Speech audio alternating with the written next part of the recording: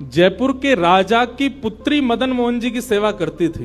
तो राजा की पुत्री का विवाह हुआ करौली राजस्थान में, जहां मदन मोहन जी अभी विराजते हैं। तो पुत्री से राजा ने कहा, बिटिया ये बताओ तुम्हारा विवाह है, तुमको हम दहेज में क्या दें? वैसे तो हमने सब दिया, लेकिन फिर भी तुम्हारी कोई इच्छा हो तो मांगो। उसने कहा, पिताजी मुझे सबसे ज्यादा प्रेम श्री मदन मोहन जी से है। आप माता जी और पूरा परिवार गोविंद देव जी गोपीनाथ जी की सेवा किया करो। मदन मोहन जी को मैं ले जाऊं अपने साथ, अपने ससुराल में इनकी सेवा करूंगी। राजा रोने लगा, अपनी पुत्री के चरणों में सर झुका के बोला, मुझे क्षमा कर दे पुत्री, तू जो मांगेगी सो दूंगा, पर ये मेरे हृदय हैं, मैं इनको नहीं दे सकता। मैं वृंदावन से मुगलों से बचा करके इनको लेके आया हूं। वैसे तो ठाकुर जी को बचने की कोई आवश्यकता, ठाकुर जी कृपा करके आए हैं जयपुर में राजा के ऊपर, पर इनको देख की जिद हो गई, नहीं दूंगा। पुत्री की जिद हो गई कि मुझे तो चाहिए, नहीं तो मैं विदाई नहीं होंगी। राजा की पत्नी ने भी कहा, अब इतनी कह रही है तो आप दे दीजिए ना, हमारे पास 2 ठाकुर हैं, इनकी सेवा हम करेंगे विस्तार से। और वैसे भी मदन मोहन जी की पूरी सेवा बचपन से उसने ही की है।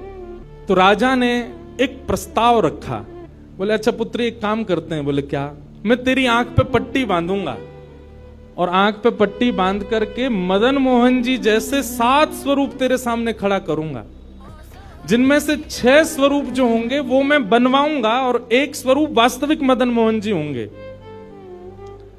आंख पे पट्टी बांध करके तुझे स्पर्श करके अगर तूने असली मदन मोहन जी को पहचान लिया तो मैं ये मान जाऊंगा कि तू नहीं, ठाकुर जी तेरे संग जाना चाहते हैं। ठाकुर जी की इच्छा पता चल जाएगी।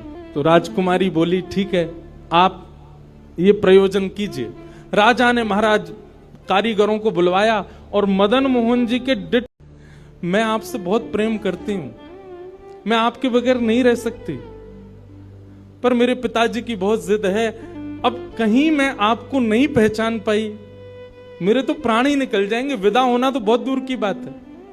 रुदन करते करते करते करते, नाथ मैं कैसे पहचानूंगी कि आप सत्य कौन से हो? अब तो दूसरे दिन वो पिताजी के पास गए, पिताजी जल्दी करिए, कब चलना है? कब? बोले तुझे तो इतना विश्वास है जैसे तू वास्तविक में मदन मोहन जी को ले ही जाएगी, लेकिन बिटिया तू भी याद रखियो मैंने ऐसे स्वरूप बनवाए हैं कि कोई बता ही नहीं सकता कि असली मदन मोहन कौन से। बोले पिताजी आप सन्मुख पधराओ। तो महाराज भीड़ लग गई देखने वालों की, पूरा राजभवन इकट्ठा हो गया जयपुर का।